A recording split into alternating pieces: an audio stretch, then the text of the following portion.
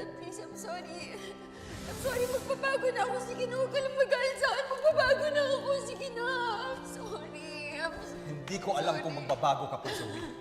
I gave you everything. I've always protected you.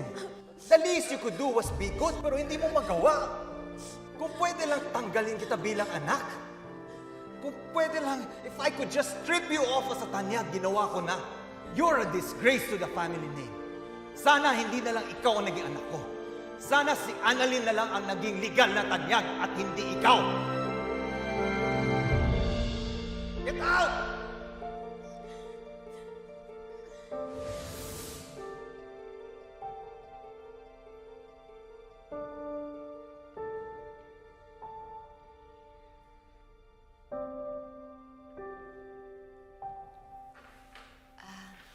Pinuntahan kita sa clinic mo para dala ng pagkain, pero sabi ng sekretarya mo nandito ka daw. Eto, kain ka muna. Mali ba yung ginawa ko? Sobra ba yung sinabi ko kay Zoe?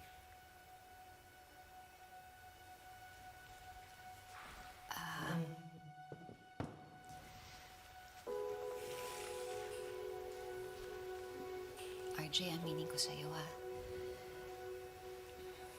Nagulat ako sa'yo kanina.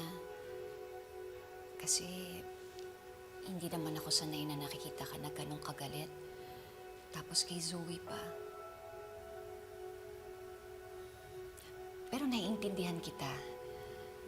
Kasi alam ko na matagal ka na nagtitimpi sa kanya, eh.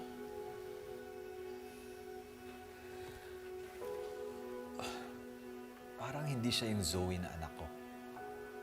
Ibang-iba siya dahil sa galit na nararamdaman niya.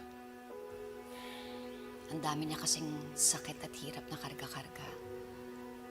Kaya siguro nagagawa niya yung mga ganong bagay.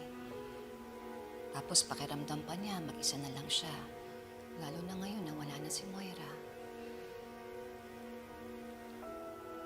Ano kaya pwede kong gawin sa kanya?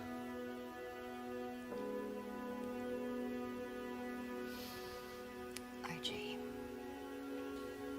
kahit na anong mangyari, huwag kang susuko. Kahit gaano pa kasama si Zoe, anak mo pa rin siya.